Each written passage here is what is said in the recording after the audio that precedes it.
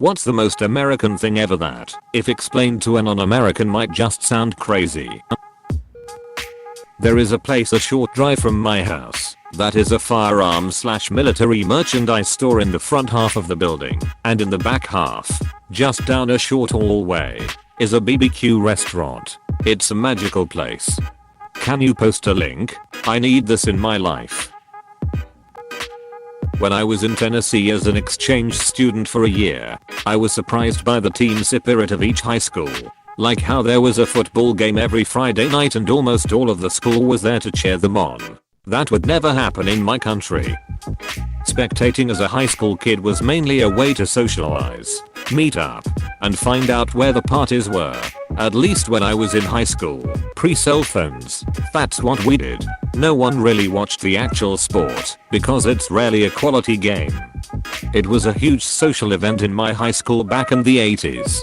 Everyone sat together with their group of friends and eventually someone would say party at Joe's place. 1 hour. And suddenly 20 kids would walk out of the stadium. The parking lot was the place to be too. Lots of booze and smoking. So much that by the time I was a senior, there was a security guard roaming the parking lot during the game. The best chicken joints in the hood usually have bulletproof glass. From Detroit. Can confirm. Warehouse type grocery stores. Costco. Super Saver. My great uncle from Australia would always take photos in my Korean, non-Seattle friends thought this was crazy we'd have so much space for a grocery store. They have Costco in Korea though, and in Australia. The company I work for has items in Costco Korea and Costco Australia.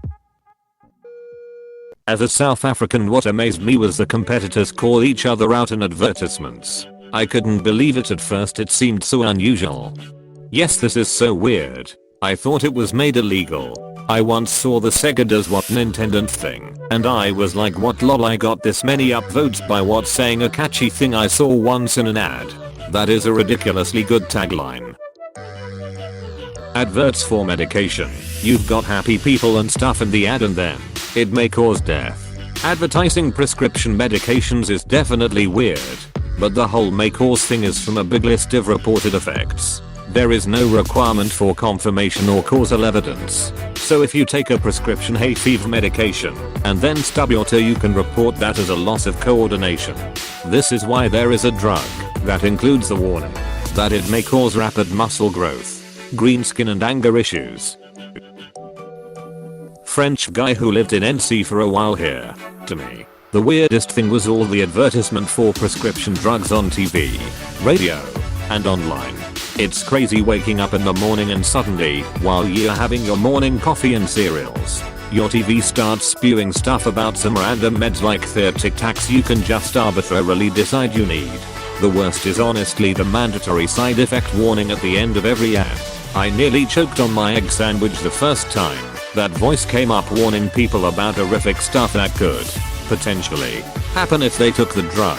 I have lived in quite a few countries around the world, and the US is the only place where I saw this. It's about money. These drug companies want to get their name out there, so the old people who have the issue shown will ask for it by name and get them paid. I had a very similar reaction, and honestly, it really made me think about the anti-vax movement. I still think they are idiots, but it made it much more understandable that they think drug suppliers are conspiring against them. Do you guys know what s'mores are? I know the concept, but I never tried it. It sounds nice. Wait. Are s'mores not a thing outside of the US? I think I will use this thread and ask something to you Americans. Are the movie stereotypes of cheerleaders and football players true? Do all schools have a football team with associated cheerleaders?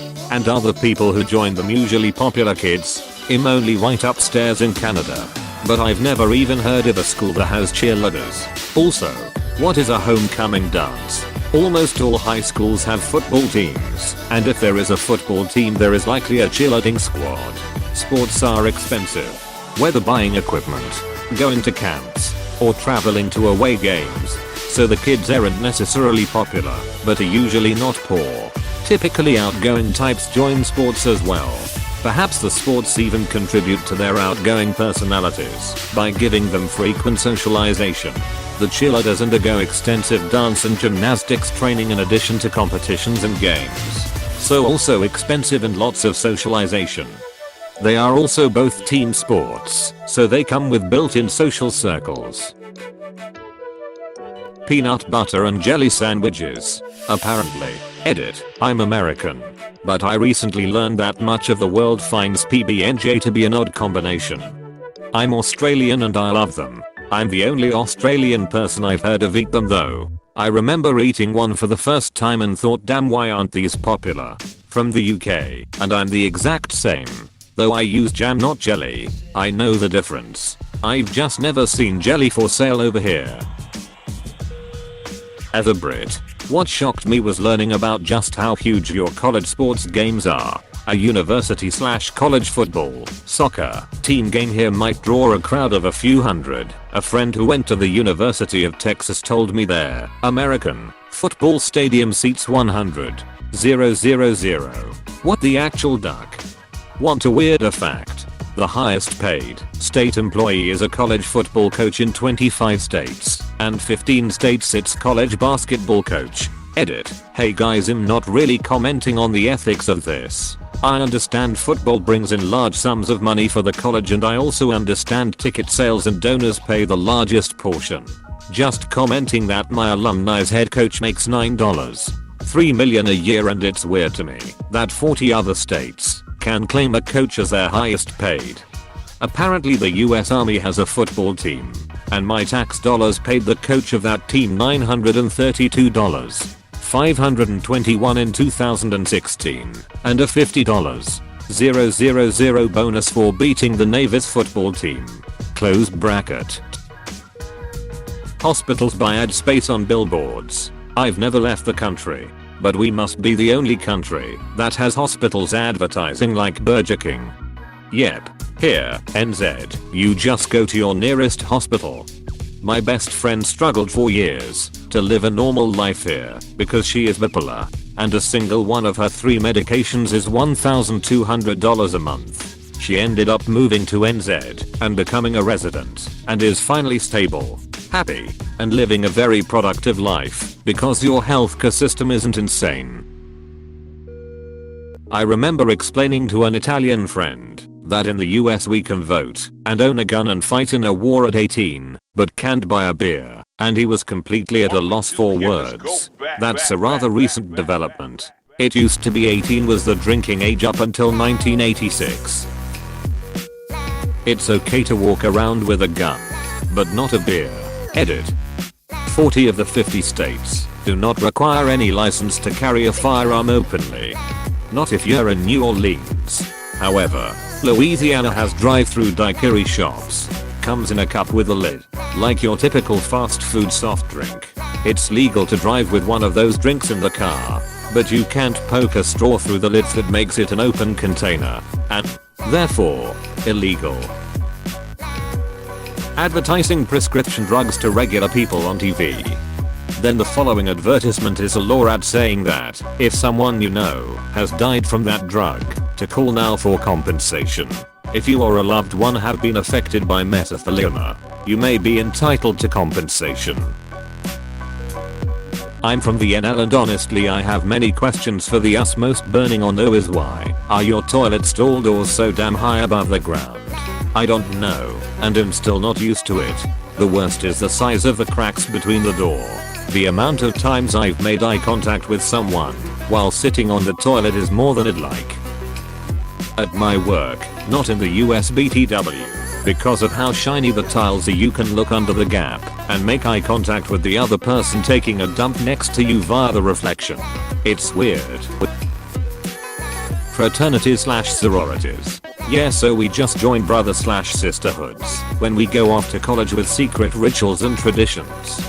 Fraternities and sororities are also a thing here in the Philippines. It's really controversial though. So many have died from hazing. Play the national anthem at almost every event. I went to an American elementary school for 6 months back in 1980. I can still recite the Pledge of Allegiance. I'm from Belgium. Ha. It worked. IDK facts fitting here.